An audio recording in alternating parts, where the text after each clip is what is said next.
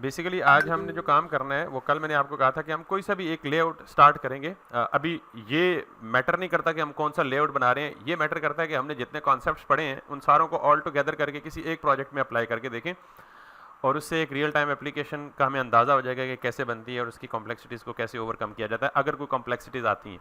अब अगर मैंने आपको कहा था कल कि हम यूट्यूब का एक लेआउट बनाएंगे, it's very simple, it looks very simple, लेकिन ये इतना सिंपल है नहीं, इसमें थोड़ी बहुत बारीकियां और कॉम्प्लेक्सिटीज़ हैं जो जिनका आपको अंदाज़ा होगा जब हम इनको डेवलप करना स्टार्ट करेंगे। प्लस इसमें कुछ चीज़ें ऐसी हैं, देखें आप यहाँ पे आपको कुछ आइकन्स भी नज़र आ रहे हैं, कुछ इमेजेस वगैरह, तो इमेजेस के साथ हमने काम किया, आइकन्स के साथ हमने काम नहीं किया। ये आइकन है, ये आइकन है, ये सारे के सारे लेफ्ट साइड पे आइकन नज़र आ रहे हैं।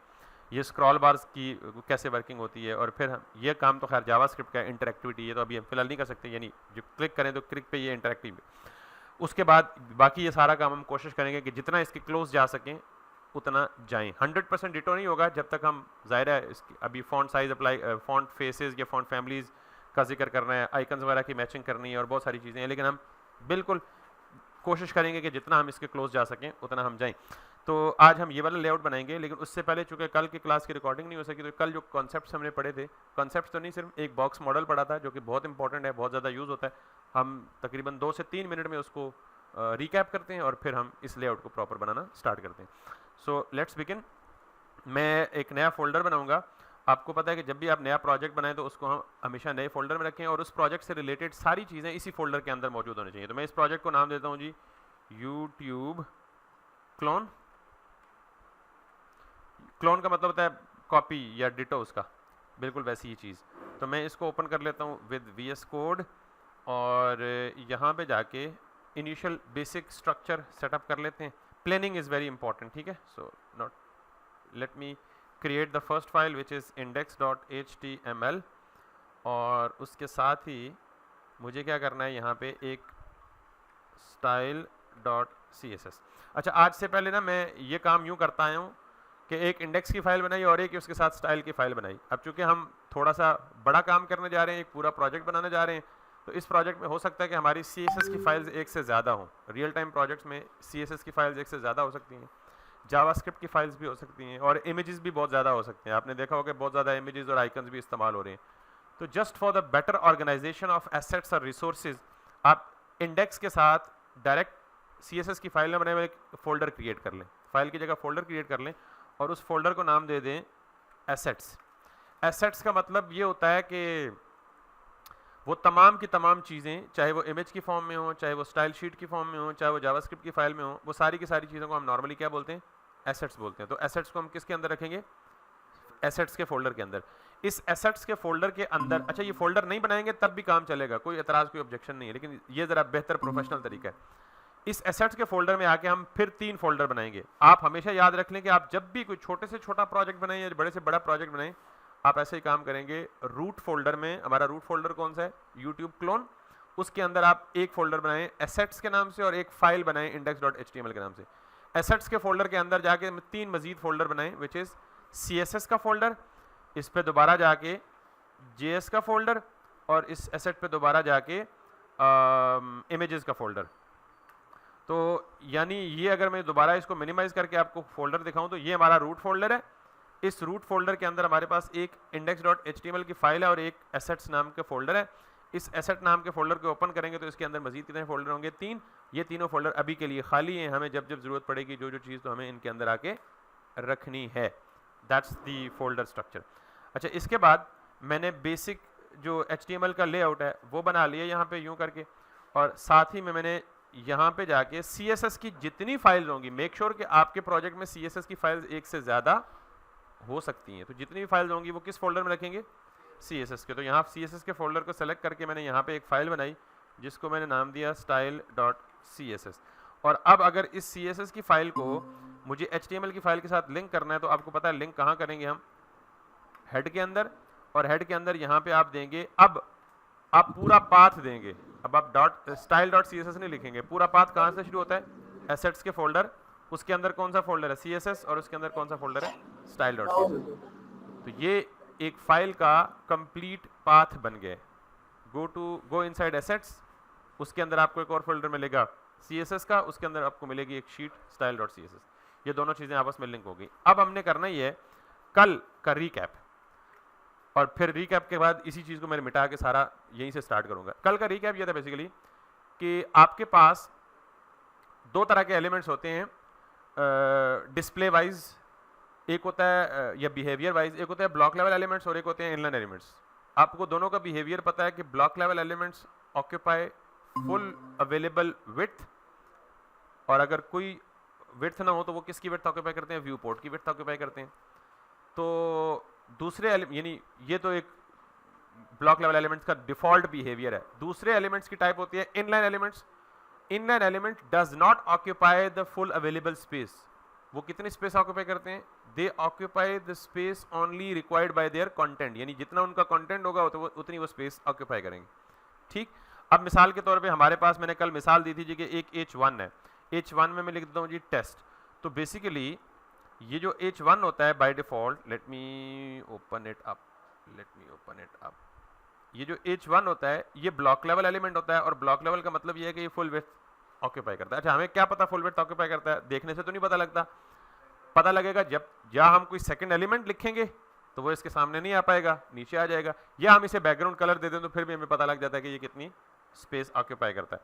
So let me go ahead, और मैं यहाँ जाके सिंपली H1 लिखता हूँ और इसको मैं देता हूँ BGC कलर रेड, और यहाँ पे आके मैं अगर इसको रिफ्रेश करूँ तो दैट्स इट।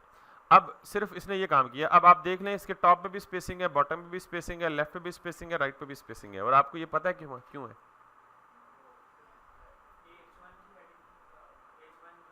ब्राउजर प्रीसेट्स की वजह से। अब दो प्रीसेट्स हैं, कौन कौन से को बताएगा? एक H1 की वजह से, बॉडी की वजह से। H1 का प्रीसेट कौन सा है? इतना तो कॉमन प्रीसेट्स तो जुबानी याद होने चाहिए ना। H1 पे कौन सा प्रीसेट लगता है? टॉप बॉटम मार्जिन नहीं लगता, और बॉडी पे प्रीसेट कौन लगता है? चारों साइडों से 8 पिक्सल का मार्जिन। ये तो कॉमन चीजें हैं। तो अब हमने ये देखना है कि जरा देखिएगा, मैं यहाँ पे अगर बॉडी को सेलेक्ट करूं तो ये नजर आ रहा है आपको? बॉडी डिफॉल्ट क्या होता है? ब्लॉक, और चारों साइडों पे कितना मार्जिन होता है? अच्छा, अगर मैं इसके बाद इसके भी अंदर चला जाऊं तो H1 पे देखें जरा, H1 पे क्या है? टॉप पे। और तो कल हमने बेसिकली इस चीज को एक्सप्लेन किया था, ये क्या बला है, और इसको हमने कहा था this is called box model. अच्छा, बॉक्स मॉडल क्या है? Basically it's nothing but a combination of 3 properties and element itself. तो बॉक्स मॉडल में कंटेंट, उसके सराउंडिंग पे पैडिंग, उसके सराउंडिंग पे बॉर्डर, और उसके सराउंडिंग पे मार्जिन, और ये काम हमने किया था। अब लेट्स सी मैं दोनों का प्रीसेट खत्म कर देता हूं, यानी H1 का प्रीसेट क्या है? मार्जिन। तो मैं इसे कर देता हूं जी मार्जिन 0, और बॉडी का प्रीसेट क्या है? बॉडी का प्रीसेट भी मार्जिन ही है ना, तो मैं इसे भी कर देता हूं जी मार्जिन 0। तो जब दोनों मार्जिन 0 हो गए तो मेरे पास ये जो कंटेंट है ये एज टू एज आ जाएगा, there is no spacing involved. अब जरा देखें इस बॉक्स को, कंटेंट, ये ब्लू कलर किसको रिप्रेजेंट करता है? Content, which is test in this case. इसके ऊपर ग्रीन कलर किसको रिप्रेजेंट करता है? पैडिंग। वहां कुछ हाईलाइट नहीं हुआ तो इसका मतलब पैडिंग कुछ भी नहीं है। ये देख लें, टॉप पे भी padding dash dash dash dash. इसके ऊपर क्या आता है? उधर देखिए कुछ हाईलाइट नहीं हुआ तो इसका मतलब इसके बॉर्डर भी नहीं है। इसके ऊपर क्या आता है? मार्जिन। कुछ भी हाईलाइट नहीं हुआ तो इसका मतलब इस एलिमेंट पे मार्जिन ही नहीं है। अब अगर अप्लाई करके देखते हैं तीनों चीजें, मैं H1 पे गया और मैंने पहले मार्जिन 0 किया, दोबारा मार्जिन मैंने दूसरी दफा दे दिया, कितना?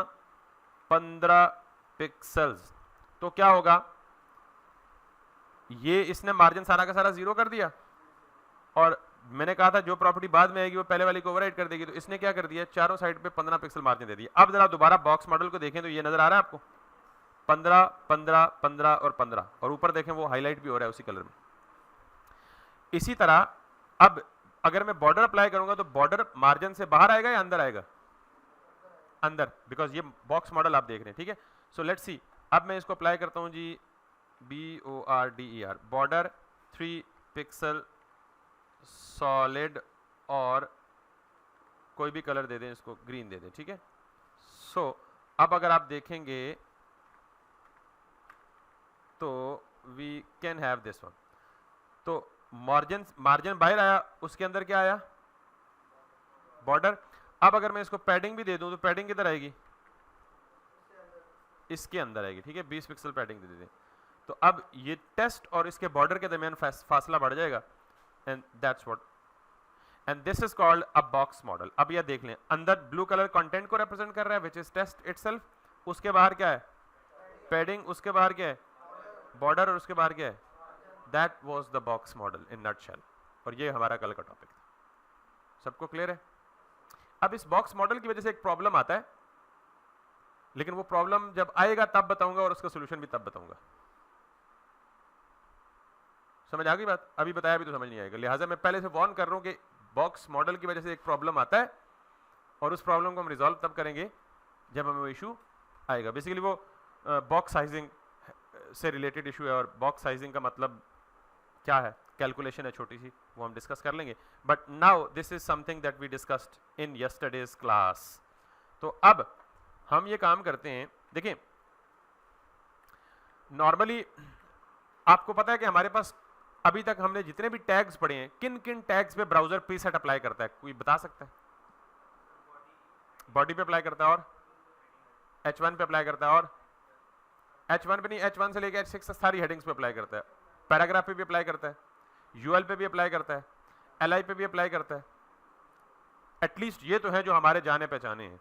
तो इसका मतलब ये हुआ कि जब भी हम UL लिखेंगे तो उस पर प्रीसेट आएगा, जब भी H1 लिखेंगे उस पर भी प्रीसेट आएगा, बॉडी लिखेंगे उस पर भी प्रीसेट आएगा। तो हम हर एक को सेलेक्ट करके बार बार क्या करते रहेंगे, प्रीसेट्स को ओवरराइट करते रहेंगे। क्या करते रहेंगे?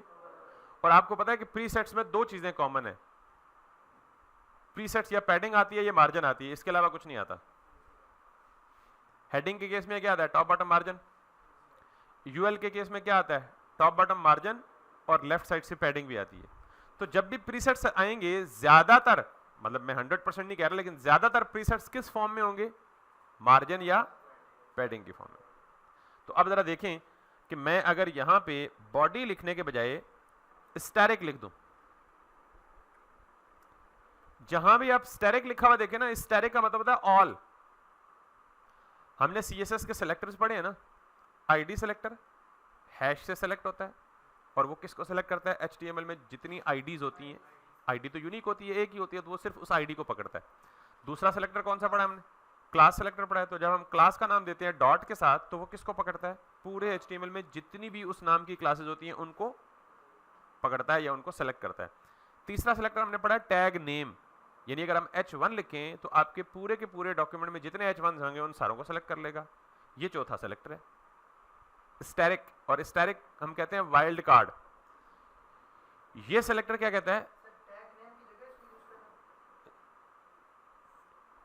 टैग नेम का अपना यूज केस है, इसका अपना यूज केस है, उसकी जगह नहीं कह सकते आप, लेकिन this is just an another selector. और ये कब यूज करते हैं, जब आपने HTML डॉक्यूमेंट में जितने एलिमेंट्स हैं, जिस किस्म का एलिमेंट है, ये सबको सेलेक्ट करेगा। समझ आई बात? तो ये जगह का लफ्ज सही नहीं है कि मैं उसकी जगह ये इस्तेमाल करूंगा, नहीं, दैट्स नॉट द केस। वो अपनी जगह पे उसकी इंपॉर्टेंस अपनी है और इसकी इंपॉर्टेंस अपनी है, लेकिन इतना याद रख लें कि this is just an another selector. और जब भी हमें HTML के सारे एलिमेंट्स को सेलेक्ट करना हो तो हम क्या इस्तेमाल करते हैं, स्टैटिक। और भी यूज केसेस हैं, एक यूज केसेस का ही है। अच्छा, अब मैं क्या करता हूं, मैं कहता हूं जी कि स्टैटिक पैडिंग 0। तो मैंने कहा कि पूरे HTML डॉक्यूमेंट में जाओ और जिसको ब्राउजर ने प्रीसेट दिया हुआ है, और प्रीसेट किस फॉर्म में देगा, या पैडिंग में, या तुम सारे प्रीसेट्स क्या कर दो, उड़ा दो। मार्जिन 0 पैडिंग 0 का मतलब यह है कि अगर ब्राउजर ने कहीं भी मार्जिन सेट किया हुआ है और पैडिंग सेट की हुई है, तुम उन पैडिंग को भी 0 कर दो और मार्जिन को भी 0 कर दो। यहां तक क्लियर है?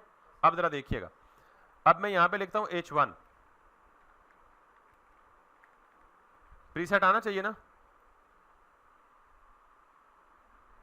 नहीं आ रहा। क्यों नहीं आ रहा? बिकॉज वो जो स्टैटिक है उसने H1 का प्रीसेट क्या कर दिया, उड़ा दिया।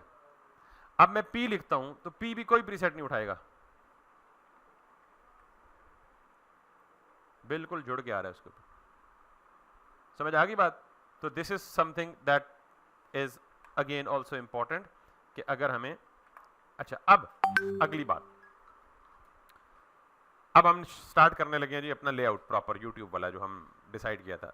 यहाँ तक तो कल का रिकैप था। और एक एडिशनल पॉइंट जो मैंने आज आपको बताया कि स्टैटिक का मतलब क्या है, ये ग्लोबल सेलेक्टर है, और ग्लोबल सेलेक्टर का मतलब ये है कि इट सिलेक्ट्स एवरीथिंग, और एवरीथिंग को सेलेक्ट करके अंदर जाके हमने क्या किया, मार्जिन भी 0 दे दो, पैडिंग भी 0। क्यों किया? क्योंकि हमें पता है कि प्रीसेट जब अप्लाई होता है तो नॉर्मली प्रीसेट में क्या होता है, ज्यादातर मार्जिन और पैडिंग ही होता है। अच्छा, सॉरी, अच्छा, HTML के हेडिंग में क्या लिखा हुआ है? अच्छा, ये तीनों चीजें आप इसको रिमूव कर दें फिलहाल। अगर आप मुझसे पूछना भी चाहें तो ये जो काम है ना, विड्थ, डिवाइस विड्थ, इनिशियल, ये होता है वेबसाइट की रिस्पॉन्सिवनेस के लिए। तो अभी तक तो हम रिस्पॉन्सिवनेस का नाम ही नहीं लिया, अभी हम सिंपल वेबसाइट नहीं बना पाए तो रिस्पॉन्सिवनेस का तो जिक्र ही नहीं छेड़ा, तो इसको भी इग्नोर कर दें फॉर द टाइमिंग। और ये character set, UTF-8 universal character set है, जो कि नॉर्मली जितने भी कैरेक्टर्स हम लिखते हैं जो वेब ब्राउजर सपोर्ट करता है, आपने अक्सर देखा होगा अगर आपके पास कोई किसी और जुबान का, कोई लातीनी जुबान का लफ्ज़ है, जैसे मैथ में डेल्टा, थीटा, अल्फा, बीटा, गेमा वगैरह होते हैं, तो उस तरह के कैरेक्टर्स जो है वो सपोर्ट बाज़ ब्राउजर्स करते हैं, बाज़ नहीं करते। तो ये UTF कैरेक्टर सेट जो है, ये बेसिकली उस सपोर्ट से रिलेटेड है कि कितने पॉसिबल कैरेक्टर्स आपका ये वेब पेज सपोर्ट करता है। तो आप UTF-8 ब्राउजर में लिखेंगे तो आपको list of all the UTF-8 characters बताएगा कि UTF में ये कैरेक्टर शामिल है, वो ये सपोर्ट करता है। उस लिस्ट से बाहर जो भी होगा वो इससे सपोर्ट नहीं करेगा।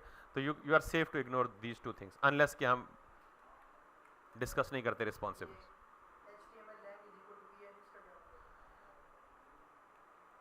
बाय डिफॉल्ट आप चाइना में जाए ना तो चाइना में ज़्यादातर वेबसाइट चाइनीज़ लैंग्वेज में होंगी। इंडिया में जाएं तो इंडिया में सारी तो नहीं, आधी हिंदुओं में होंगी।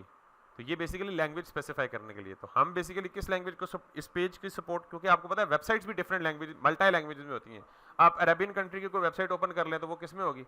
सऊदी अरब की वेबसाइट ज़्यादातर होती है अरबी में। ये बेसिकली लैंग्वेज सपोर्ट के लिए कि we are actually going for this English language. आप इसको भी रिमूव कर दें, बाय डिफॉल्ट इंग्लिश ही सपोर्ट करेगा और कोई हुक्म। अब आप कहेंगे ऊपर से एच डॉग, आप इसको भी रिमूव कर दें, चले। और अब आपको नहीं फर्क पता चलेगा अभी तक, बट आई विल एक्सप्लेन। जब इनका मौका आया, वक्त आएगा तो आई विल एक्सप्लेन कि हर एक चीज़ का क्या क्या मकसद।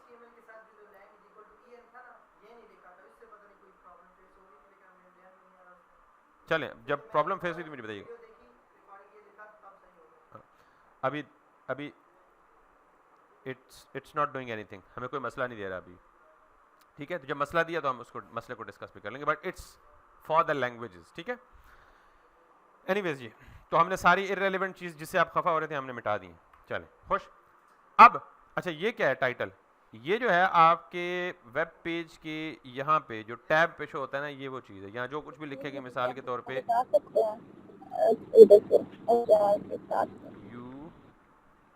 YouTube and now we can get it like this, ठीक है। ये यहाँ पे टाइटल में जो कुछ भी आता है। अब हम यहाँ पे आते हैं। अच्छा, सबसे इंपॉर्टेंट चीज़ किसी भी वेबसाइट को डिज़ाइन करने के लिए ना, आपके जहन में स्ट्रक्चर है। बिल्कुल आप जैसे किसी बिल्डिंग की मिसाल लें जिसको आप कंस्ट्रक्ट करने जा रहे हैं, तो आपको पता है कि हम ऐसे ही मुंह उठा के जाके दीवारें बनाना नहीं शुरू कर देते। पहले आप प्लॉट की मेजरमेंट करते हैं, फिर प्लॉट का कोई मैप तैयार करते हैं, फिर उस मैप की बेस पे डिमार्केशन करते हैं, बाउंड्रीज वाला सेट करते हैं, फिर उसकी खुदाई करके उसके एरे वगैरह बना के उसकी बेस बना के फिर ऊपर मकान कंस्ट्रक्ट करते हैं। और आपको पता है कि अगर ये प्री प्लानिंग ना हो तो आपका सारा मकान जो है चढ़ने से पहले ही गिर जाएगा बनने से पहले ही गिर जाएगा। Is it? इसका मतलब है structure is very important. Now I am going to talk about the structure जो हम ऑलमोस्ट हर वेब पेज को डिजाइन करने के लिए फॉलो करेंगे।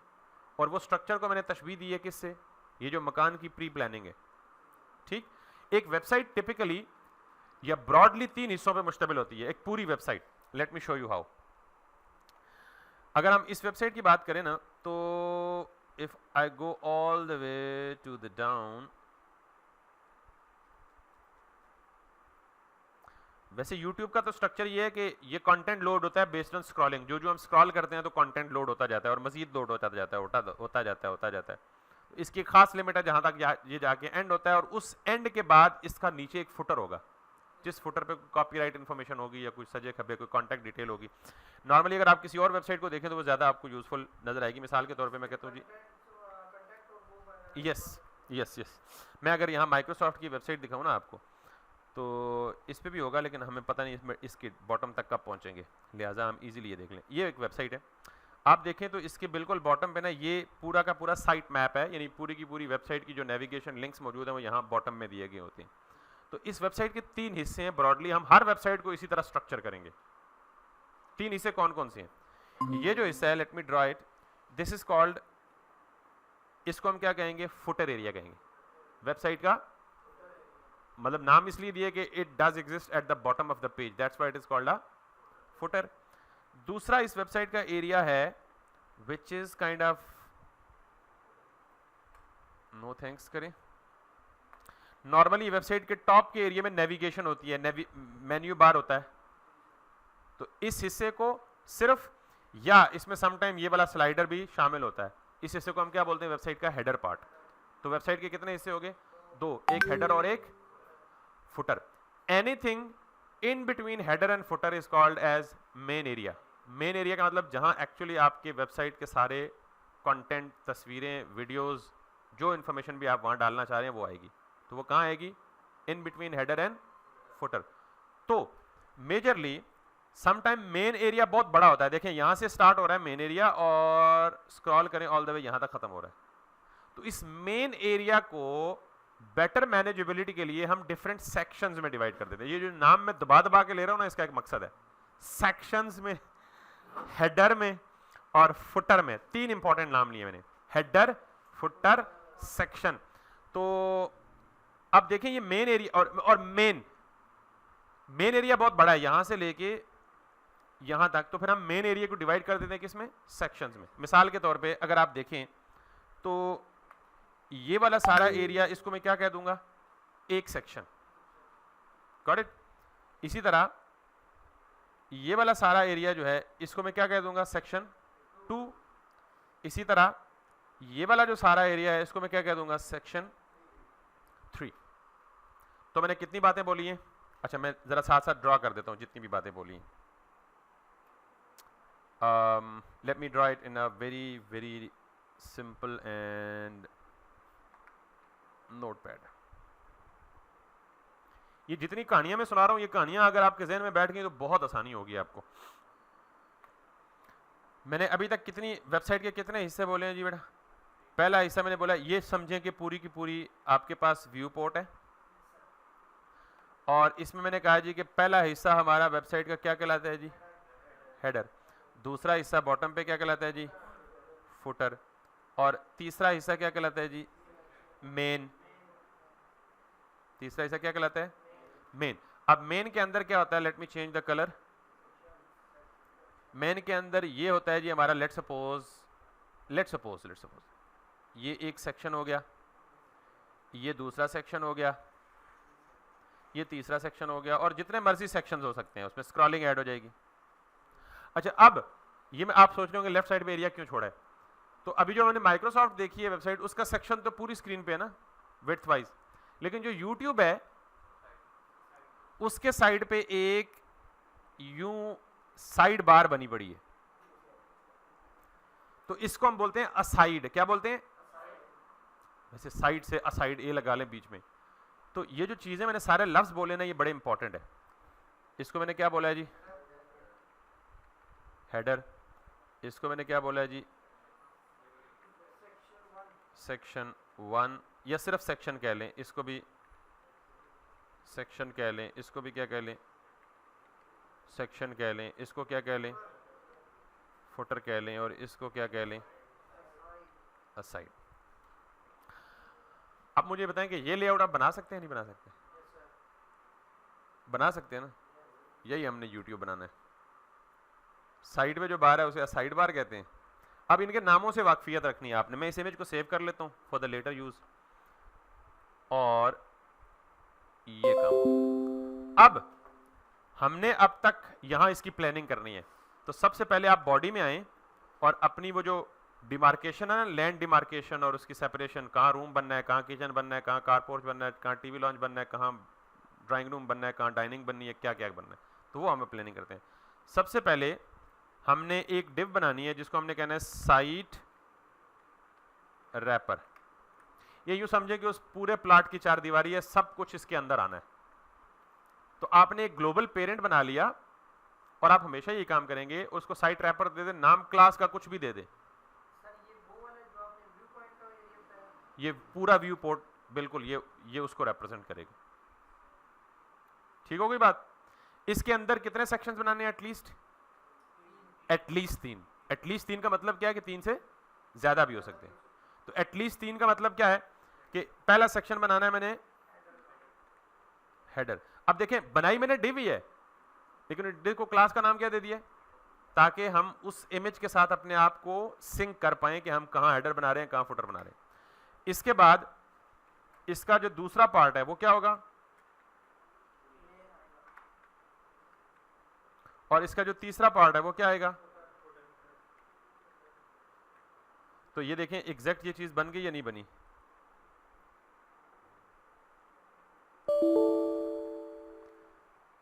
ये जो बाहर वाली रेड लाइन थी, सबसे बाहर वाली, ये पूरा का पूरा साइट रैपर। इसके अंदर मैंने हेडर बनाया, फुटर बनाया और बीच में मेन बनाया। अब मेन के अंदर अभी सेक्शंस नहीं बनाए। यहां तक समझ आ गई बात सबको। अब ये जो मेन एरिया है ये वाला, इस मेन एरिया के अंदर 2 सेपरेशंस हैं। क्या है? 2 सेपरेशंस हैं। जरा यहां यूट्यूब को देख ले, जो चीज मैंने वहां डायग्राम में ड्रॉ की थी ना, जरा आप उसको इसके साथ सिमुलेट करें। मैंने कहा था जी कि ये हमारा साइट रैपर है, पहली चीज। ये इसका हेडर एरिया है, इसको समेत कर लें या इसको इसके बगैर कर लें। हेडर एरिया है, ये इसका असाइड है, या सॉरी ये सारा इसका मेन है। फुटर नीचे आ जाएगा, अभी नजर नहीं आ रहा, बाद में बना लेंगे। तो हेडर मेन, इसके नीचे क्या होगा? फुटर। अब जो मेन है उसके अंदर 2 चीजें होंगी। क्या क्या? एक असाइड होगा और दूसरा क्या होगा? सेक्शंस रैपर, या क्योंकि सेक्शंस तो इसके अंदर होंगे ना। तो यानी अब इन दोनों को आमने सामने लाने के लिए, इनका पेरेंट तो ऑलरेडी है मेन, उसको डिस्प्ले फ्लैग्स देंगे, आमने सामने आ जाएंगे ऑटोमेटिकली। फिर राइट साइड वाले में आके ये क्या है? सेक्शन 1, ये क्या है? सेक्शन 2, और नीचे ग्रो कर लें। आप देख लें, अगर ये प्लानिंग आपके जहन में होगी तो कितना आसान हो जाएगा काम। हो जाएगा ना, बहुत आसान। Let's do that now. So अब मैंने सबसे पहले मुझे बनाना है, अच्छा पहली एक और बात, अब हम ये सारी डिव्स हैं। HTML का जो करंट लेटेस्ट वर्जन चल रहा है ना, उसे हम कहते हैं HTML5। क्या कहते हैं उसे? HTML5। HTML4 तक ना ये इसी तरह डिव बनाते थे और उसको नाम हेडर फुटर दे के गुजारा चलाते थे। HTML5 जब आई ना, तो उन्होंने सोचा यार क्यों ना हम टैग्स ही उसी नाम के बना दें, बजाय डिव कहने के और डिव को क्लास देने के, हम टैग्स के नाम ही वही रख लेते हैं, ताकि टैग्स के नाम से देख के पहचान हो जाए।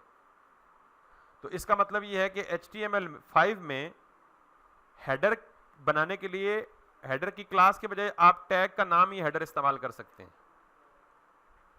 अब मैं हेडर और हेडर टैग का नाम ही, हेडर नाम का टैग HTML5 में अवेलेबल है, लिख सकते हैं। ठीक, तो फिर आप कहेंगे हाँ ये हुआ है, तो बाकियों के लिए भी तो कुछ सोचा गया होगा ना। तो फिर फुटर के लिए क्या होना चाहिए? टैग का नाम ही फुटर होना चाहिए। ठीक है, तो यस, फुटर नाम का टैग भी अवेलेबल है। फिर आप कहेंगे मेन, इसके लिए भी तो कोई होना चाहिए ना। तो फिर इसके लिए टैग का नाम ही मेन होना चाहिए। अब जरा देखें टैग, अच्छा फिर कहेंगे साइट रैपर के लिए भी होना चाहिए, तो बस एडे फ्री भी ना हो ना, साइट रैपर के लिए कुछ नहीं वो डे भी रखनी है आपने। ठीक है, तो अब मेन के अंदर मेरे पास 2 चीजें हैं, प्राइमरीली 2 चीजें हैं, एक असाइड और एक सेक्शंस। अब चूंकि जो सेक्शंस है उसके अंदर मल्टीपल सेक्शंस आने हैं, तो उसको भी रैपर बनाना है, लेकिन हम फिलहाल मेन के अंदर क्या कर लेते हैं, 2 चीजें बना लेते हैं। एक, अच्छा ये जो असाइड है ना, ये असाइड के नाम का भी टैग अवेलेबल है। अच्छा ये जो टैग्स है ना, ये they behave just like a div, सिर्फ आपकी अंडरस्टैंडिंग और रीडेबिलिटी के लिए उनको नाम इस तरह के दे दिए गए, असाइड को असाइड दे दिया गया। ठीक है, अगर आप यहाँ डिव भी लिखेंगे तो बिल्कुल सिमिलर काम होगा, कोई फर्क नहीं पड़ेगा इसका। तो अब जैसे हमने सबके नेम दिए, तो इसको क्लास नेम भी क्या दे दें, असाइड दे देना। अब इससे ये होगा कि जब हम CSS में इनको टारगेट करेंगे तो हमें देखने, सुनने, समझने और बाद में एडिट या चेंज करने में बहुत ज्यादा आसानी हो जाएगी। इसके साथ क्या करूं? सेक्शंस रैपर, ठीक होगी बात। अब ये जो दोनों हैं, ये दोनों आएंगे आमने सामने, तो इनका पेरेंट ऑलरेडी बना पड़ा है ना, उसको डिस्प्ले फ्लेक्स दे देंगे तो काम आसान हो जाएगा। समझ आ रही है बात? So your planning is very important. अभी तक आप रिफ्रेश करेंगे ना तो पेज पे कुछ नजर नहीं आएगा, लेकिन आपने बुनियादें इतनी मजबूत बना ली हैं कि जब कुछ खड़ा होगा तो वो पक्का पुख्ता होगा। चलें, अब जरा सबसे पहले किधर जाते हैं? ये स्ट्रक्चर बन गया और अभी तक आप अगर वेब पेज पे देखें तो आप कहेंगे सर आप वैसे ही पिछले आधे घंटे से दिमाग खा रहे हैं, पेज पे तो कुछ नजर नहीं आ रहा। ठीक है, क्योंकि हमने ना विड्थ दी है किसी को, ना हाइट दी है, ना कुछ, लेकिन हमने प्लानिंग अपनी पूरी कर ली है। अब जरा देखें, मैं आता हूं सबसे पहले किस पे? हेडर पे। अच्छा, मैं हेडर को फिलहाल वैसे ही यहाँ जस्ट आपको दिखाने के लिए हेडर को टारगेट किया और इसको मैंने दिया BGC और इसको मैंने दे दिया जी ग्रे या लाइट ग्रे कर देते। तो अभी भी कुछ नजर नहीं आएगा क्योंकि जाहिर है विड्थ हाइट नहीं दी हुई, तो हम विड्थ हाइट देने के बजाय इसको दे देते हैं जी पैडिंग, और पैडिंग दे देते हैं इसको 15 pixels. Can you see this? अब कंटेंट के अंदर कुछ नहीं है, लेकिन चूंकि पैडिंग है तो चारों साइड पे क्या सिर्फ नजर आ रहा है आपको? पैडिंग नजर आ रही है। और पैडिंग आपको पता है कि बॉर्डर से इनर डिस्टेंस इंक्रीज करती है। अब इस सेक्शंस में मुझे क्या बनाना है? यूट्यूब के ये टॉप वाला काम, एक यानी ये देखें, ये पूरी की पूरी चीजें बनानी है। बीच में ये सर्च बार बनानी है, ये यूट्यूब का लोगो बनाना है और ये सारी चीज।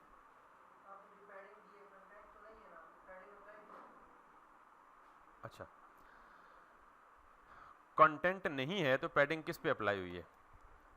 कभी ऐसा जिक्र हुआ है कि पैडिंग अप्लाई करने के लिए कंटेंट जरूरी है? ऐसा जिक्र नहीं हुआ ना कभी। किसी चीज पे अप्लाई नहीं हुई, सिंपली इसके अंदर कुछ भी नहीं है। 15 पिक्सल मैं आपको ड्रॉ करके दिखाता हूं। सपोज करें कि जब कंटेंट आएगा ना तो वो आएगा ऐसी जगह पे कि जिसके टॉप पे भी 15 पिक्सल पैडिंग दी हुई होगी, बॉटम पे भी 15 पिक्सल पैडिंग ऑलरेडी दी हुई होगी और लेफ्ट साइड पे भी पैडिंग दी हुई होगी। तो अभी कंटेंट नहीं है ना, तो दरमियान वाला एरिया यूं सपोज कर लें कि ये जो लाइन लगी हुई है ना, सपोज करेंगे कंटेंट जब आएगा यहाँ आएगा, तो अभी जो है कंटेंट नहीं भी है तो ये पैडिंग, सिर्फ पैडिंग अप्लाई हो रही है। 15 pixel top, 15 pixel bottom. Top और बॉटम पैडिंग आपस में क्या हो गई है? मिल गई है। रीजन बीइंग बीच में कंटेंट ही नहीं है।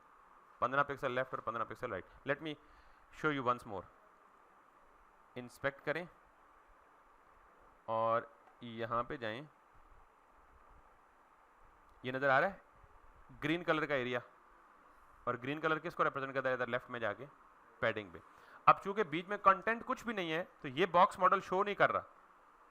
जब कंटेंट आएगा तो ये ऑटोमेटिकली शो कर देगा यहाँ पे। समझ आ गई बात? यूं समझें कि जो इस केस में जो पैडिंग है वही इसका क्या है? कंटेंट है। क्लियर? अब मैं आपको जरा एक छोटा सा ना बीच में कंटेंट डाल के दिखाता हूं। लेट सपोज मैं कर देता हूं जी कि H1 और इसे कह देता हूं जी टेस्ट। तो अब ये H1 इसके बीच में एडजस्ट हो जाएगा जहां मैंने लाइन लगाई थी। टॉप पे वही 15 पिक्सल पैडिंग, लेफ्ट पे भी, बॉटम पे भी पैडिंग और लेफ्ट पे भी पैडिंग। Make sense? ये इसलिए दिया, क्यों दिया ये? इसकी रीजन देख लें। आपको यहाँ लेफ्ट साइड से स्पेसिंग नजर आ रही है, आपको ये इस पूरे टॉप पे स्पेसिंग नजर आ रही है, और आपको ये बॉटम पे भी सब की स्पेसिंग नजर आ रही है। And that's what I am controlling it with padding. ठीक है? नहीं, बिल्कुल दे सकते हैं मार्जिन, लेकिन हम नहीं देंगे। रीजन बीइंग, मार्जिन का एप्लीकेशन समझे, दोनों में डिफरेंस समझें। मार्जिन हम तब अप्लाई करते हैं जब हम एक एलिमेंट को दूसरे एलिमेंट से जुदा करना चाहें, यानी when we want to create space between two elements. अभी यहां दो एलिमेंट्स हैं, बिल्कुल स्पेस है, लेकिन स्पेस आउटसाइड पे नहीं है ना, इनसाइड पे है। मिसाल देता हूं मैं आपको कि अगर मैं इसके आउटसाइड पे स्पेस क्रिएट कर दूं तो फिर ये कलर एक्सपैंड नहीं होगा, फिर हेडर बिल्कुल वाज़े अलग हो जाएगा और कंटेंट बिल्कुल वाज़े अलग हो जाएगा, और दरमियान में आपको वो स्पेस नजर आएगी। स्पेस का मतलब विदाउट कलर नजर आएगी। दे तो आप दोनों को सकते हैं, लेकिन यूज केस ये है कि जब आप ये चाहें कि एक एलिमेंट और दूसरे एलिमेंट दोनों के दरमियान में स्पेस देनी हो तो आप मार्जिन का प्रेफर करें, और जब एलिमेंट ही एक हो उस एलिमेंट और उसके कंटेंट के बीच में स्पेस इंक्रीज करनी हो तो फिर पैडिंग इस्तेमाल कर दें। ठीक है, इस केस में आप दोनों दे सकते हैं, लेकिन जब मैं दोनों दूंगा तो आगे चल के फिर मैं रिमूव करके मुझे पैडिंग देनी पड़ेगी। मुझे पता है इसकी कॉम्प्लेक्सिटी का या क्या प्रॉब्लम अराइज हो सकता है। ठीक है, तो आप कोशिश करें कि जब भी आप दो एलिमेंट्स को अपार्ट करना चाहें तो फिर मार्जिन दें, जब एक ही एलिमेंट की बात हो तो उसको आप इनर स्पेसिंग दें, which is padding. This is one use case. Anyways, अब मुझे करना क्या है, H1 तो मैंने टेस्ट के लिए दिया था, आपको दिखाने के लिए दिया है। याद रखें कि जब भी आपको किसी भी डिजाइन में दो या दो से ज्यादा एलिमेंट्स इकट्ठे नजर आए, मिसाल के तौर पे देखें यहां कितनी चीजें हैं, 1 2 3 और 4, यहां कितनी चीजें हैं, 1 और ये 2, यहां कितनी चीजें हैं, 1 और 2। अच्छा, जब भी आप, अच्छा यहां कितनी चीजें हैं, 1 2 और 3, यहां कितनी चीजें हैं, 1 2 3 4 और 5। अगर एक्सपेंड करेंगे तो ये मजीद ग्रो कर जाएंगी। और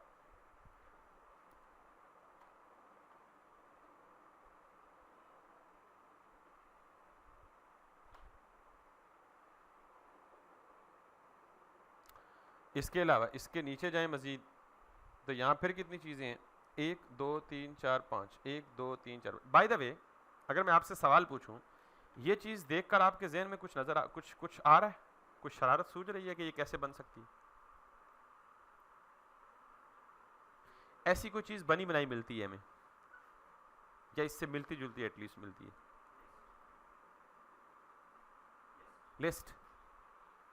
ये कौन सी लिस्ट, अगर मैं लिस्ट बनाना चाहूं तो ये कौन सी लिस्ट हो सकती है? ऑर्डर्ड या अनऑर्डर्ड? अनऑर्डर्ड। समझ आ गई है? अच्छा, यही एग्जैक्ट यही पैटर्न इसको देख के आपके जहन में नहीं आ रहा? आ रहा है ना? अच्छा, ये हम लिस्ट के बगैर भी बना सकते हैं। अगर हम लिस्ट के बगैर बनाएंगे तो हमें खुद पेरेंट चाइल्ड का ख्याल रखना पड़ेगा, और यूएलएलआई बाय डिफॉल्ट एग्जिस्ट किस फॉर्म में करता है? पेरेंट चाइल्ड की फॉर्म में करता है। दैट्स व्हाई इस तरह की चीज बनाने के लिए क्या चीज सूटेबल है? List suitable. इसी तरह अगर आप इधर जाएं तो क्या ये लिस्ट लग रही है आपको? लग रही है? नहीं लग रही ना? अच्छा, क्या ये लिस्ट लग रही है आपको? मैं जिनकी बात कर रहा हूं मैं हाईलाइट कर देता हूं, बेटा कंफ्यूज ना हो ना, मुझे जवाब दें ताकि मुझे क्लियरली पता चले यस या नो में। ना भी हो तो कोई मसला नहीं। ये लिस्ट लग रही है आपको? दो आइटम्स लिस्ट की फॉर्म में नहीं लग रहे, ठीक है, मुझे भी नहीं लग रहे। ये लिस्ट लग रही है आपको? नहीं। लेकिन याद रखें कि जब भी आपके पास दो या दो से ज्यादा एलिमेंट्स इकट्ठे कहीं कंट्रोल करने हो तो आप कोशिश करें कि उन्हें किस में रखें? लिस्ट में रखें। वजह, उनको कंट्रोल करना, उनको मूव करना, उनकी स्पेसिंग को हैंडल करना बहुत आसान होता है। समझ आई बात? तो हम ये जितनी चीजें भी मैंने हाईलाइट करके बताई हैं, इन सबको मैं किस फॉर्म में करूंगा? लिस्ट की फॉर्म में करूंगा। Let's do that. करें?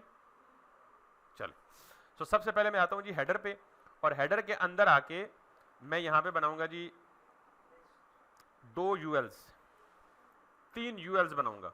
क्यों 3 यूएल्स बनाऊंगा? एक में ये दोनों रखूंगा, दूसरे में ये दोनों रखूंगा, और तीसरे में ये चारों रखूंगा। पहले सिर्फ एक बनाता हूं, ये लेफ्ट साइड वाली या राइट साइड वाली कोई भी। तो मैं यहां पे कहता हूं जी कि यूएल, और आपको पता है यूएल में क्या होता है? यूएल में क्या होता है? एलआई।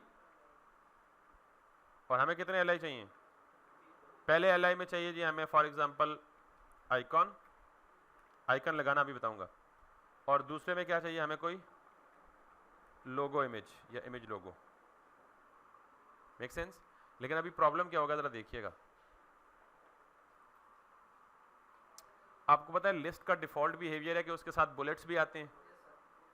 लिस्ट का डिफॉल्ट बिहेवियर है कि उसके साथ मार्जिन और पैडिंग वगैरह भी आती है, तो हमने पैडिंग वगैरह तो ऑलरेडी रिमूव कर दी है ना। कैसे रिमूव किए भाई? ये नहीं किया मार्जिन पैडिंग। अगर मैं इस थोड़ी देर के लिए रिमूव कर दूं, देखिएगा क्या होगा।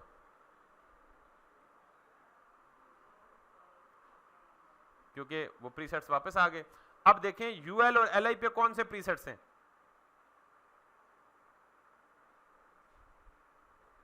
ये मेरी यूएल है, तो यूएल पे कौन कौन से प्रीसेट्स हैं जरा दिखाएं, बताएं। अब बताएं जरा यूएल पे कौन कौन से प्रीसेट्स हैं? नहीं मार्जिन ना बताएं ना, सिर्फ उधर देख के बताएं। टॉप मार्जिन सजे खबे केड़े पासे मार्जिन है? टॉप बॉटम मार्जिन है और लेफ्ट साइड पे पैडिंग है। ये हमेशा याद रख लें कि यूएल में हमेशा लेफ्ट साइड पे पैडिंग आती है 40 पिक्सल, और टॉप बॉटम पे क्या होता है? ये कौन देता है? तो जब हम यहां पे ये काम करते हैं तो इसने क्या कहा है, जिधर जिधर जिस जिस एलिमेंट की पैडिंग है और मार्जिन है सबको क्या कर दो, उड़ा दो। तो उसने दैट्स वाई ये काम किया था। ये समझ आ गई? अब प्रॉब्लम ये है कि ये जो दोनों एलाइज हैं हमें ये किधर चाहिए? आमने सामने चाहिए। क्या करेंगे? किसको? पूरा जवाब दिया करें ना प्लीज। इसके पेरेंट को फ्लेक्स देंगे। किसके पेरेंट को फ्लेक्स देंगे? एलआई के पेरेंट को। एलआई का पेरेंट कौन है? That's great. तो अब जरा देखें, तो अगर मैं सिर्फ यूएल को टारगेट करके डिस्प्ले फ्लेक्स दे दूं तो फिर पूरे पेज पे जितने यूएल्स हैं सारे क्या हो जाएंगे? फ्लेक्स हो जाएंगे। तो मैं क्या करूंगा, सिर्फ कहूंगा कि हेडर के अंदर, यहां पे मैं लिखूंगा कि सिर्फ हेडर के अंदर जो भी यूएल है उसको क्या कर दो? डिस्प्ले। देखिए आपको फ्लेक्स पे इतना घुमाने का मकसद यही था। दोनों आमने सामने आ गए लेकिन नया कटा खुल गया कि वो जो बुलेट था, अच्छा बाय द वे हमें तो बुलेट चाहिए ही नहीं, नहीं ना चाहिए। तो बुलेट रिमूव करने के लिए एक प्रॉपर्टी होती है लिस्ट स्टाइल टाइप नन। तो अब मैं रिफ्रेश करूंगा, वो दोनों बुलेट्स क्या हो गए? खत्म हो गए। लिस्ट स्टाइल टाइप नन जो है वो दोनों खत्म हो गए। अब मुझे बताइए ये लेफ्ट साइड पे पैडिंग क्यों आ रही है? हमने तो सारे प्रीसेट्स खत्म कर दिए।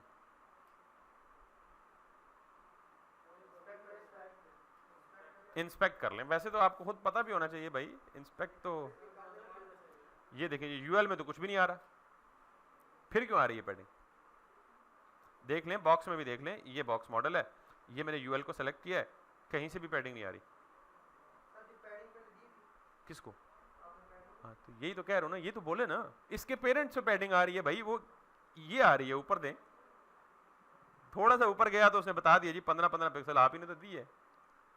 तो मैंने दिए तो मैंने एक्सप्लेन भी किया, आपसे आपका टेस्ट ले रहा था मैं किधर से आ रही है, तो थोड़े से जाग के बैठेंगे।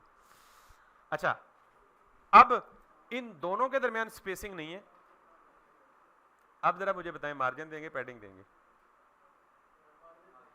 मार्जिन देंगे पैडिंग देंगे? मार्जिन देंगे। क्यों? एग्जैक्टली दो एलआईज हैं, एक एलआई को दूसरे एलआई से क्या करना है? अपार्ट करना है। तो अगर पैडिंग देंगे क्या होगा? एलआई अपने बॉर्डर और अपने कंटेंट के दरमियान स्पेस इंक्रीज करेगा which is not required right at this moment. तो अब दो एलिमेंट्स के बीच में क्या देंगे? बहुत समझदार हो गए। तो मार्जिन यहां देंगे, एलआईज को देंगे। तो एलआई सेलेक्ट किए हुए नहीं किए हुए, लिहाजा इनको यहां से कॉपी करें, पेस्ट करके एलआई दे दें और यहां पे इन दोनों को हटा के क्या कर दें? मार्जिन। अब मसला है सिर्फ मार्जिन दूंगा तो कहां से उठाएगा? चारों साइडों से दे देते हैं, मसला आएगा तो फिर बाद में देख लेंगे। तो ये मार्जिन उठा लेगा चारों साइड से। अब देखें चारों साइड से मार्जिन दिया तो उसने ऊपर भी स्पेसिंग कर ली, इतनी ज्यादा हो गई। तो हम कहते हैं ऊपर से नहीं देनी भाई, सिर्फ कहां से देनी है? तो मैं क्या करूं? मार्जिन मैं कहता हूं जी कि पहली वैल्यू किसकी होती है? टॉप और बॉटम दोनों की। और दूसरी वैल्यू किसकी होती है? सॉरी हाँ, अगर 4 वैल्यू लिखे तो फिर खाली टॉप की होती है। हमने 2 लिखनी है ना, तो पहली वैल्यू किसकी है? 0 लिखा तो 0 के साथ यूनिट लिखने की जरूरत, और दूसरी वैल्यू लेफ्ट राइट की। अब मार्जिन लेफ्ट राइट पे अप्लाई हो रहा है, टॉप बॉटम पे अप्लाई नहीं हो रहा। Make sense? तो एक चीज तो बन गई। और आपने देखा है कि आपको ये शक्ल से देख के लग रहा है लिस्ट है, लेकिन हमने लिस्ट को मैनिपुलेट करके ये बना ली है। अब जरा देखें ये बिल्कुल ऐसे ही है, आप कहेंगे हैं ऐसे तो नहीं है, लेकिन आइकन तो अभी लगाने नहीं सीखे ना हमने, जब लगाएंगे तो सिर्फ बीच में आइकन ही प्लेस करना है, बाकी लेआउट तो सारा सेट हो गया। अब हमने बनाना है ये दो चीज़ें।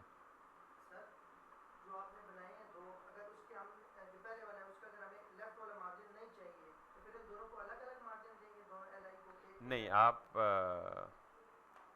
बिल्कुल अलग अलग देंगे। आपको अगर पहले का नहीं चाहिए तो दोनों को अलग अलग दे दें। इनका सवाल बड़ा अच्छा है वैसे। ये मुझे ये कह रहे हैं कि हमें अभी ज़रा इंस्पेक्ट कर लें, बेहतर आइडिया हो जाएगा। अभी हमने कहा जी दोनों एलिमेंट्स को लेफ्ट राइट मार्जिन दे दें, टॉप बॉटम 0 दे दें। अगर आप यहाँ पे आएँ, यहाँ पे आएँ, यहाँ पे आएँ, यहाँ पे आएँ, यहाँ पे आएँ और यहाँ पे आएँ, पहला एलिमेंट देख रहे हैं लेफ्ट राइट पे उसने क्या उठाया हुआ है, वो जो ऑरेंज सा कलर दिख रहा है आपको, लेफ्ट राइट मार्जिन, और दूसरे एलिमेंट को भी क्या दिए हुआ है। अब इसके 5-6 हल हैं।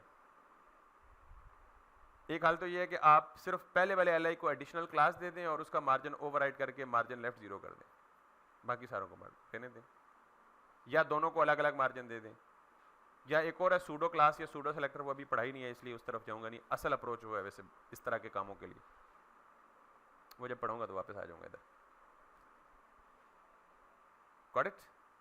चलें, अब हमने बनाना यही काम दरमियान के लिए, तो क्या करेंगे भाई, ये पूरा का पूरा यूएल कॉपी करेंगे इधर। नीचे क्यों आया?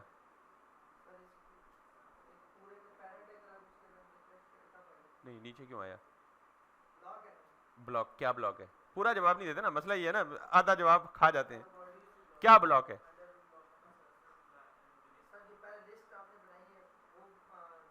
टैग का नाम बताए ना, क्या ब्लॉक है? ठीक बता रहे हैं लेकिन वर्ड्स सही इस्तेमाल करें।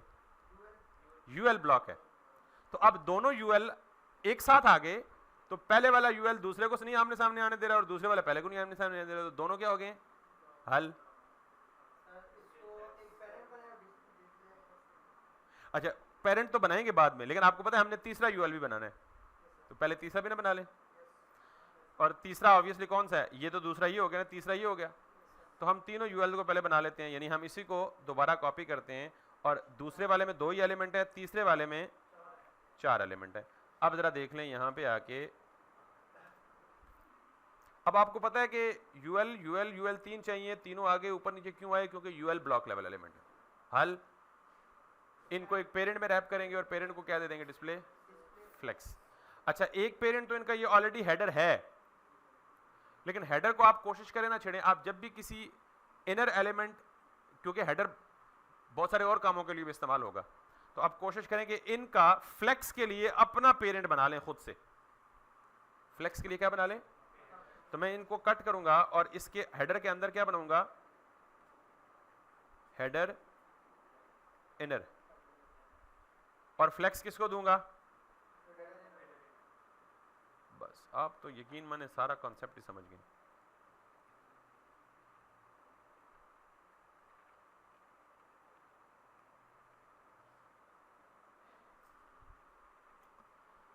अब जरा एक बात सुननी है आपने। पहली बात तो यह है कि आपने देखा है कि मैंने ये जो हेडर इनर है वो नीचे नहीं लिखा बल्कि ऊपर लिखा। इसकी वजह यह है कि मैंने आपको कहा है कि आप कोशिश करें कि जिस सीक्वेंस में आपके एलिमेंट्स HTML में आ रहे हैं, इधर भी आप वो सीक्वेंस बरकरार रखें, बड़ा फायदा होगा। तो हेडर के फौरन बाद क्या आ रहा था? हेडर इनर, और उसके अंदर ये नीचे चीजें आ रही थी। दूसरा, अगर आप इसी सीक्वेंस को बरकरार रखना चाह रहे हैं तो आप हेडर का डायरेक्ट चाइल्ड यूएल नहीं है, तो आप क्या करें? आप उस सीक्वेंस को यहां भी बरकरार रखें, ना भी करें तो इट विल वर्क, कि हेडर के अंदर हेडर इनर है, उसके अंदर यूएल है, फिर हेडर के अंदर हेडर इनर है, उसके अंदर यूएल है, उसके अंदर एलआई है, ये सीक्वेंस बरकरार। बात समझ आ गई सबको? अब अगर वापस आए तो एक और नया मसला खुल गया। वो नया मसला क्या है कि जो तीनों यूएल्स हैं they are distributed across the whole width, they are distributed across the whole width. अब सॉरी, फ्लेक्स 1 वाली प्रॉपर्टी अप्लाई कर सकते हैं, लेकिन फ्लेक्स की और प्रॉपर्टी भी तो बतानी है ना जो उधार है मुझ पे।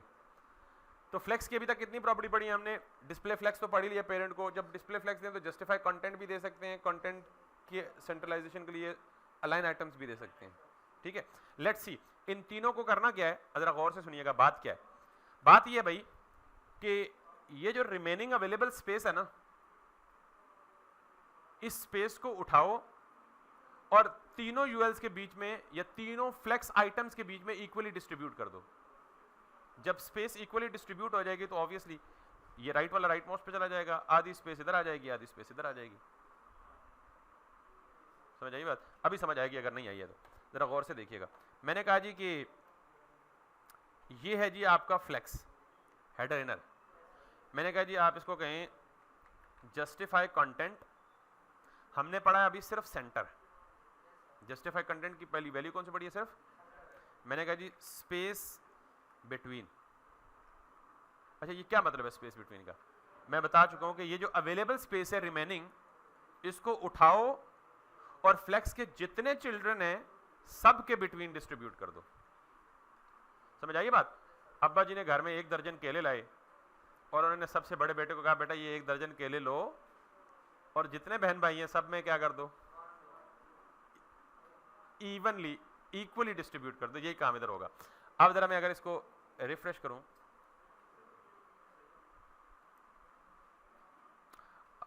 एग्जैक्टली वैसा नहीं लग रहा, मतलब क्योंकि जाहिर है अभी हमने बाकी मैनिपुलेशंस भी करनी है, लेकिन हमने स्ट्रक्चर या लेआउट उस तरह का बना लिया। अब हम इसके साथ खेलेंगे और अभी हमें कुछ भी मजीद लेआउट एडजस्ट करने के लिए नहीं करना पड़ेगा।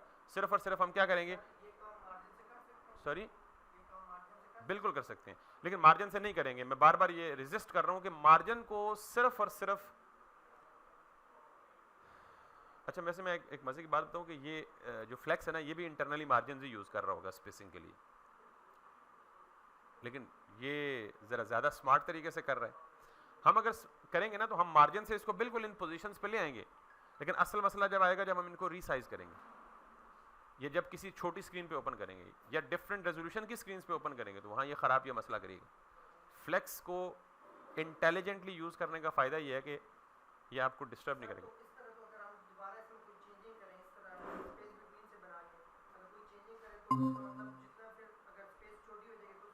ऑटो एडजस्ट हो जाएगा और मार्जिन फिक्स का मतलब है फिर हमें सारी जगह जाके चेंज करनी पड़ेगी।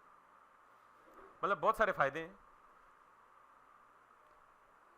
अगर दरमियान वाले में फ्यूचर में कोई कहता है 4 की जगह 5 एलिमेंट कर दो, तो अगर ये इस तरीके से जैसे मैंने किया तो 5 की जगह 6 कर दें, वो सारी की सारी स्पेसेस बाकी ऑटोमेटिक कैलकुलेट कर लें। तो फ्लेक्स बेसिकली एक पूरे एल्गोरिथम को फॉलो करता है जो बिहाइंड द सीन ये सारी कैलकुलेशन हमारे लिए वो खुद कर रहा होता है, हमें उस हेडेक की जरूरत नहीं पड़ती। एनीवेज, तो हमारा हेडर जो है it's kind of layout wise complete हो गया। अब जरा मुझे एक बात बताएं, क्या ये लिंक्स क्लिकेबल नहीं है? ये और ये भी क्लिकेबल है, सिर्फ ये वाला क्लिकेबल नहीं है। ये टेक्स्ट बॉक्स है, फॉर्म एलिमेंट है, वो बताऊंगा। ये भी क्लिकेबल है, ये भी क्लिकेबल। तो सिवाय एक चीज के छोड़ के बाकी सारे की सारी क्या है? तो जो क्लिकेबल चीज को बनाने के लिए क्या करना पड़ेगा? लिंक के लिए टैग कौन सा है? एंकर।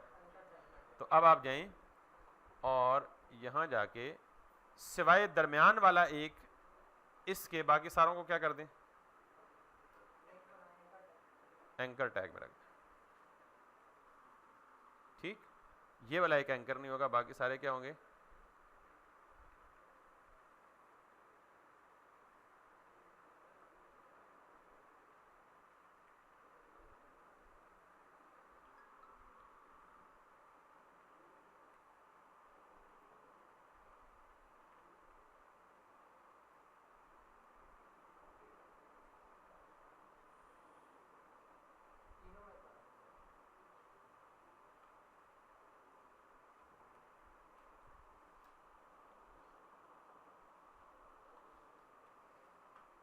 तो अब हमारे पास ये भी क्या बन गए, लेकिन आपने ऑब्जर्व किया कि जो ही मैंने लिंक में कन्वर्ट किया तो इन्होंने कुछ स्टाइल चेंज कर लिया। ये किसने दिया स्टाइल इनको? Browser preset. ये क्या है? 2 ब्राउजर प्रीसेट्स हैं, एक है टेक्स्ट का कलर और दूसरा है टेक्स्ट का अंडरलाइन होना। इन दोनों को रिमूव कर सकते हैं आप। मैं चाहता हूं CSS में जाता हूं और मैं कहता हूं जी कि जाहिर है एंकर टैग किसके अंदर है? LI के अंदर है ना? LI किसके अंदर है? UL के अंदर है। UL किसके अंदर है? हेडर इनर के अंदर है। हेडर इनर किसके अंदर है? तो मैं इसे कहता हूं जी कि आप इसको कलर क्या कर दो, वापस ब्लैक कर दो, और अंडरलाइन के लिए एक प्रॉपर्टी है टेक्स्ट डेकोरेशन, मैं इसे कह देता हूं नन। अब ये लिंक भी बन गया, देख रहे हैं, क्लिकेबल, और स्टाइल भी इसका, सिर्फ ये क्लिकेबल नहीं है, ये देख लें, इस पे आई बीम शेप आ रही है और इस पे हैंड शेप आ रही है। आसान है ना। द ओनली चैलेंज इज कि आप अपनी पिक्चर को जहन में क्लियर रखें, पहले लेआउट को ड्रॉ करें प्रॉपर, उसको अंडरस्टैंड करें, बेशक अपनी फिलॉसफी के मुताबिक, अपनी समझ के मुताबिक ड्रॉ करें, लेकिन जरूर एटलीस्ट पहले प्लान करके चलें। Failing to plan is planning to fail actually.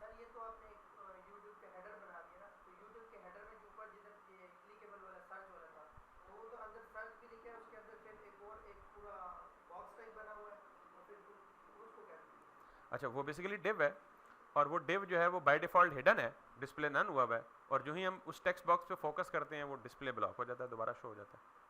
JavaScript में it can be done, it can be achieved easily. जितना कुछ भी आपको व्यू पोर्ट पे नजर आएगा ना, वो इससे आगे कुछ नहीं होगा, वो CSS और HTML ही होगा और जावास्क्रिप्ट ही होगा बस, और वो हम करेंगे साथ साथ सारा कुछ, टेंशन ना लें। जितना काम करवाया उस पर ओके है, कोई मसला मसाइल कोई परेशानी है तो बता दें।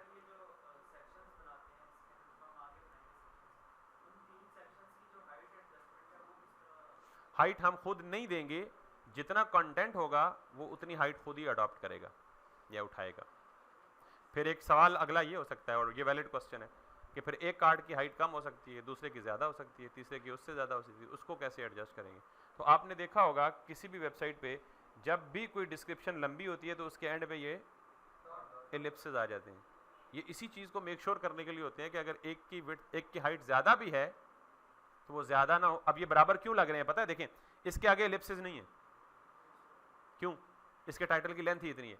अब इसके टाइटल की लेंथ ज़्यादा थी, लेकिन यूट्यूब के डिज़ाइनर ने इसे रिस्ट्रिक्ट किया हुआ है कि अगर 2 लाइनों से टेक्स्ट एक्सीड कर जाए तो टेक्स्ट तीसरी लाइन में ना भेजो। क्यों, तीसरी लाइन में भेजेगा तो इसकी हाइट बढ़ जाएगी, इसकी बढ़ जाएगी, इसकी कम हो जाएगी, इसकी और कम हो जाएगी, तो वो लेआउट सारा जो है वो डिस्टर्ब हो जाएगा। तो ये ट्विक्स एंड टेक्निक्स हैं जिनको जाहिर है फॉलो करके हमने खुद कंट्रोल करना है इन सारी चीज़ों को।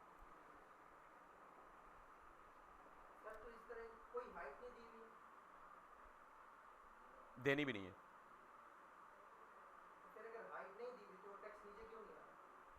रिस्ट्रिक्ट किया हुआ ना भाई, मिसाल के तौर पे कंटेंट को लेवल किया हुआ ना उन्होंने। वैसे अगर आप किसी चीज़ को हाइट ना देना, एक मज़े की और पते की बात बताऊं, अगर आप फ्लेक्स आइटम, ये फ्लेक्स ही है ना, सारे आमने सामने हैं, फ्लेक्स आइटम में से किसी चीज़ को हाइट नहीं देते तो पता है वो कितनी हाइट पिक करते हैं। जो पूरे चिल्ड्रन में जिसकी हाइट सबसे ज़्यादा होती है ना, बाकी सारे चाइल्ड उसकी हाइट के साथ अपनी हाइट मैच कर लेते हैं। ज़रा इसकी एग्जांपल ये देखें, मिसाल देता हूँ, मिसाल के तौर पे इसकी हाइट सबसे ज़्यादा है क्योंकि इसके नीचे बटन भी आ रहा है, तो ये बाकी जितने भी चाइल्ड है ना आपको नीचे नज़र नहीं आ रहा, लेकिन उन सब की हाइट यहाँ तक आ रही है, because all the child are matching their height with the highest child, biggest child. अगर इसकी फॉर एग्जाम्पल हाइट बढ़ती है, यहाँ तक पहुँच जाती है कंटेंट की वजह से, बाकी सारे अपनी हाइट किसके साथ मैच कर लेंगे, सबसे बड़े के साथ मैच करेंगे। आगे चल के ये प्रॉब्लम्स हमें आएंगे और फिर हम उन प्रॉब्लम्स को ओवरकम करेंगे। और कोई सवाल? कोई सवाल नहीं है? अगर किसी का कोई सवाल नहीं है तो I am just closing it, और कल आपकी क्लास इंशाल्लाह 3:30 बजे होगी।